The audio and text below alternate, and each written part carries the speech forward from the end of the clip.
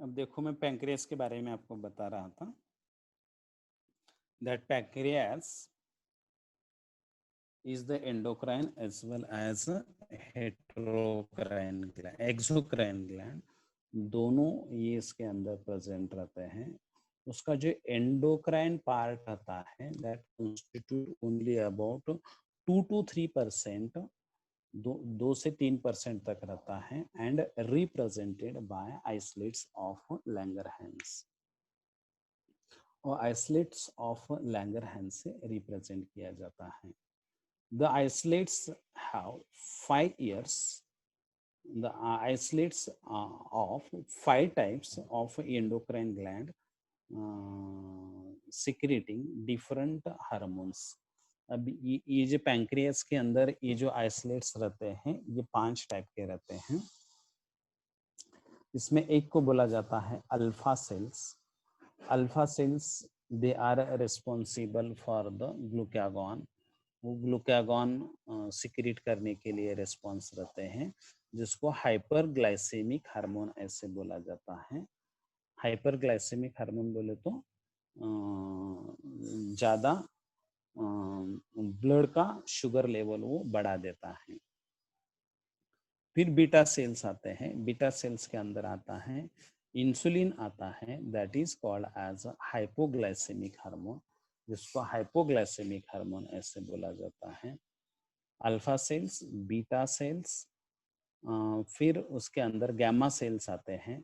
Gamma sales release करवा देते हैं, दैट इज गैस्ट्रिन नाम का जो हार्मोन रहता है वो गैमा सेल से रिलीज किया जाता है। फिर डेल्टा सेल्स आते हैं, वो डेल्टा सेल्स जो सिक्रीट करवा देते हैं दैट इज द गैस्ट्रिन नाम का जो alpha beta gamma delta, delta जो रहते हैं दैट इज सोमैटोस्टैटिन, सोमैटोस्टैटिन नाम का हार्मोन सिक्रीट करवा देते हैं। और एफ सेल्स जो रहते हैं, this F cells they are responsible for the secretion of pancreatic peptide, वो पैंक्रियाटिक पेप्टाइड को सिक्रीट करने का काम करवा देते हैं। तो ऐसे पैंक्रियास के through alpha cells, beta cells, gamma cells, delta cells और एफ सेल्स, ऐसे 5 टाइप के अलग अलग हार्मोन्स इसके थ्रू क्या किए जाते हैं, सिक्रीट किए जाते हैं। ठीक है। फिर पैंक्रियास का और भी रोल है, अब उसके अंदर 1 मिनट।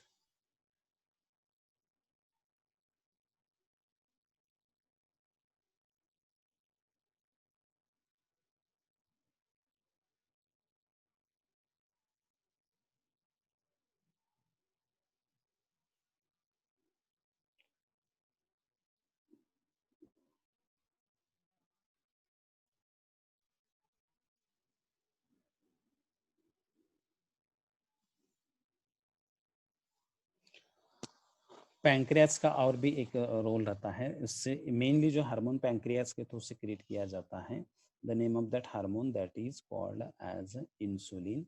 यह हार्मोन को इंसुलिन ऐसे बोला जाता है, and that insulin is one of the anabolic hormone, एक टाइप का वो एनाबॉलिक हार्मोन रहता है। अभी ये इंसुलिन क्या रेगुलेट करवा देता है, तो that insulin is mainly responsible to control the amount of sugar in blood.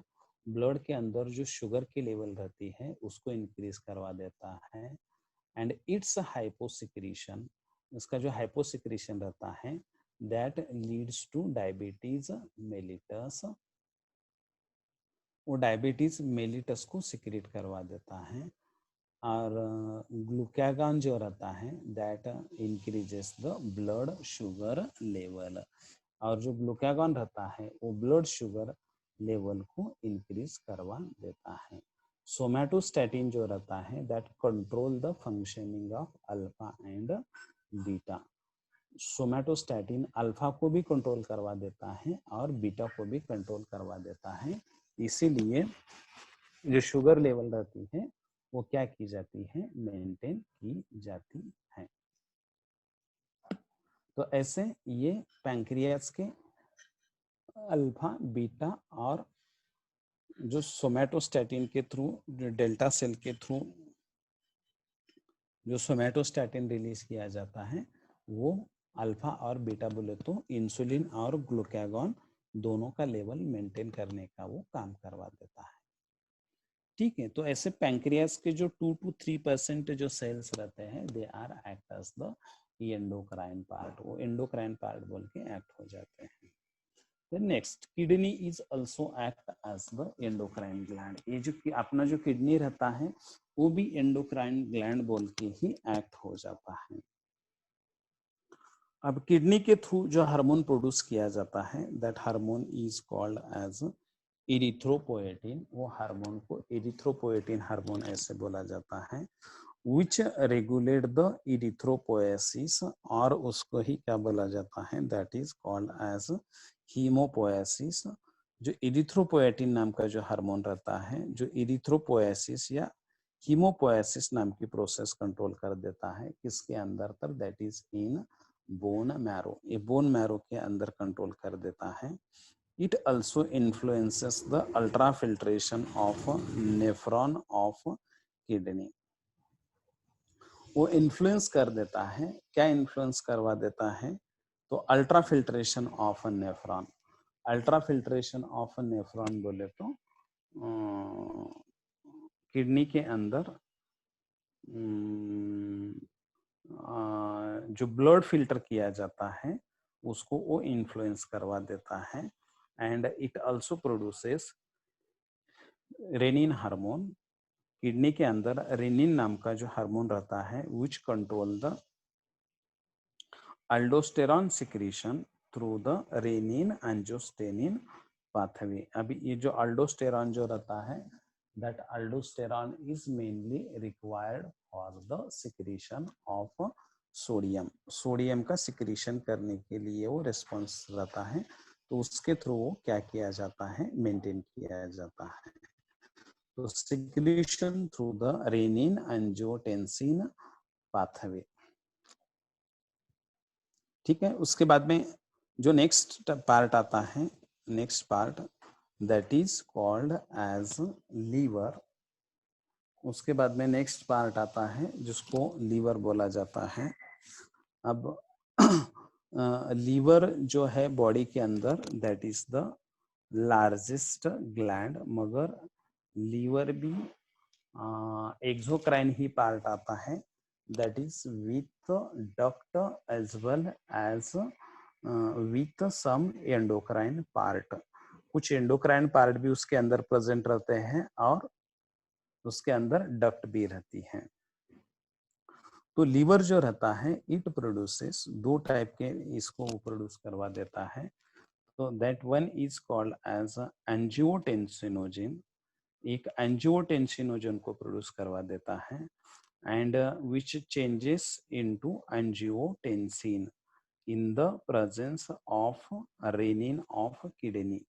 Kidney का जो रेनिन नाम का जो हार्मोन रहता है वो हार्मोन के अंदर लीवर ने जो एंजियोटेंसिनोजन नाम का जो हार्मोन प्रोड्यूस किया रहता है वो चेंज किया जाता है। किसके अंदर चेंज किया जाता है? एंजियोटेंसिन के अंदर प्रोड्यूस चेंज किया जाता है and it controls blood pressure. Blood pressure उसके थ्रू क्या किया जाता है? कंट्रोल किया जाता है। ठीक है, तो it produces angiotensinogen hormone which changes into angiotensin in the presence of renin hormone and blood pressure control करने का ये काम करवा देती है। फिर इसके बाद में नेक्स्ट में आ जाते हैं गोनैड्स।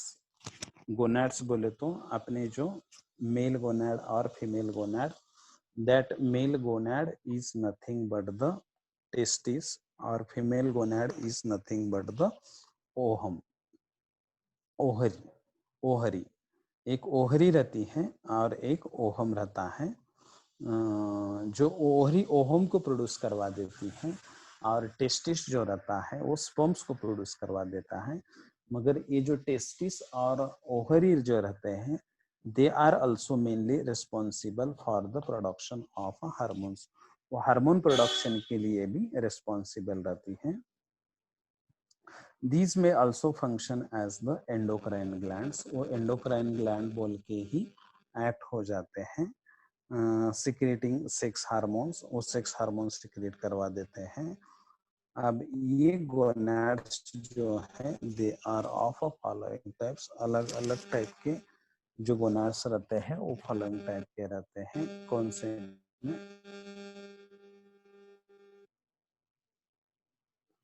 उसमें फर्स्ट आता है, that first is called as testis. पहले वाला जो रहता है उसको टेस्टिस बोलेंगे। अब ये टेस्टिस क्या प्रोड्यूस करवा देता है? ये testis is mainly responsible for the production of male hormone that is called as androgen. और एक जो इम्पोर्टेंट एंड्रोजन रहता है उसको बोला जाता है that is called as testosterone. उसको टेस्टोस्टेरॉन ऐसे बोला जाता है। टेस्टिस से प्रोड्यूस किया जाता है इसीलिए उसको टेस्टोस्टेरॉन बोला जाता है। And this testosterone is responsible for deep voice. Testis के अंदर डीप वॉइस यानी मेल के अंदर जो रहता है, then enlargement of genital organ, genital organ का एनलार्जमेंट करवा देता है। And appearance of beard in male, और मेल के अंदर वो बियर्ड प्रोड्यूस करने का भी काम करवा देता है। That testosterone is secreted by Leydig cells. ये टेस्टोस्टेरॉन लेडिग सेल से सिक्रेट किया जाता है।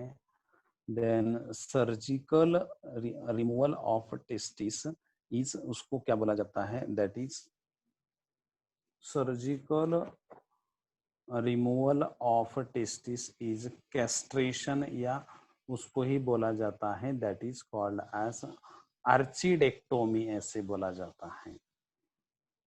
And at the puberty, puberty and maturity, by the influence of FSH and ICSH of pituitary, a large amount of testosterone is produced। Maturity के समय pituitary के जो दो हार्मोन्स रहते हैं, that one is called as FSH।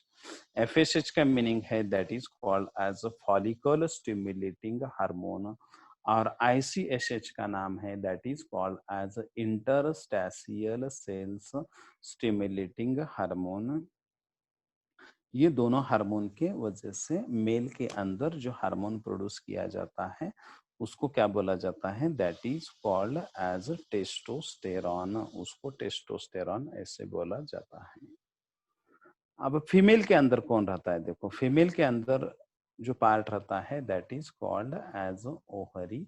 वो part को ओहरी ऐसे बोला जाता है, और ओहरी प्रोड्यूस कर देती है that is of female hormone which is called as estrogen. उसको एस्ट्रोजन ऐसे बोला जाता है। Ovary is responsible for the production of estrogen. अब ये जो एस्ट्रोजन रहता है that is responsible for thin voice, well developed ovary रहती है जिसके अंदर oviduct, mammary gland, uterus, vagina, ये ऐसे ऑर्गन्स को क्या करवा देती है? वो प्रोड्यूस करने का काम करवा देती है।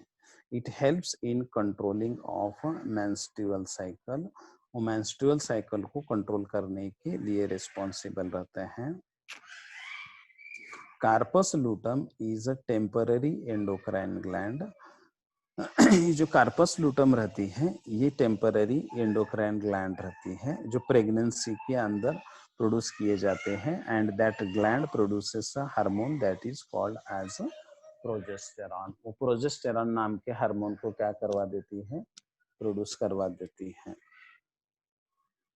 Then it maintains pregnancy. वो प्रेगनेंसी मेंटेन करने का काम करवा देती है। And it helps in the implantation of embryo. वो एम्ब्रियो का क्या करवा देती है? इम्प्लांटेशन करने का काम करवा देती है। फीटस के अंदर। तो ऐसे ये ओवरी के थ्रू प्रोड्यूस किए जाने वाले ये अलग अलग हार्मोन्स रहते हैं। तो यहाँ पर अपने जो डिफरेंट टाइप्स ऑफ जो ग्लैंड्स है बॉडी के अंदर, अलग अलग टाइप के जो ग्लैंड्स हैं, वो ग्लैंड्स यहाँ पर कंप्लीट हो जाते हैं। अब कुछ इम्पोर्टेंट पॉइंट्स दिए गए हैं इसके अंदर, जैसे कि contraceptive pills have estrogen and progesterone. Contraceptive pills के अंदर कॉन्ट्रासेप्टिव पिल्स बोले तो बर्थ कंट्रोल के लिए जो पिल्स यूटिलाइज टैबलेट्स यूटिलाइज किए जाते हैं, उसके अंदर एस्ट्रोजन और प्रोजेस्टेरॉन रहता है। कार्पस ल्यूटम जो रहता है, वो कार्पस ल्यूटम रिलैक्सिन हार्मोन भी सिक्रेट किया जाता है। कब? तो at the time of parturition. Parturition बोले तो जिसको क्या बोला जाता है, that is called as delivery.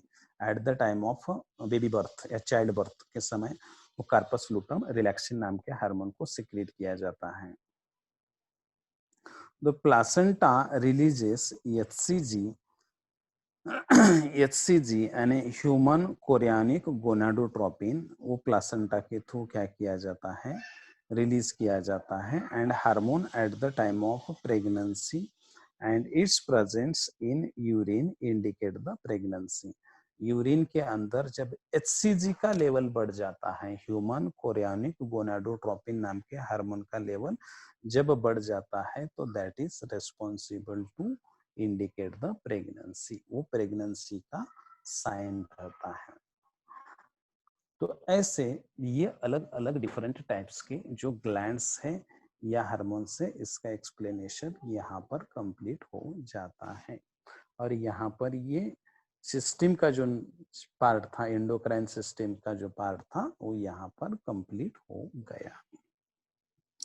अब बाकी का जो है रिमेनिंग हम कल से नए चैप्टर को शुरू कर देंगे। तो ये चैप्टर यहाँ पर कंप्लीट हो जाता है।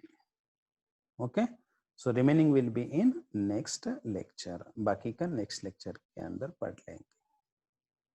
Okay, have a good day for all of you.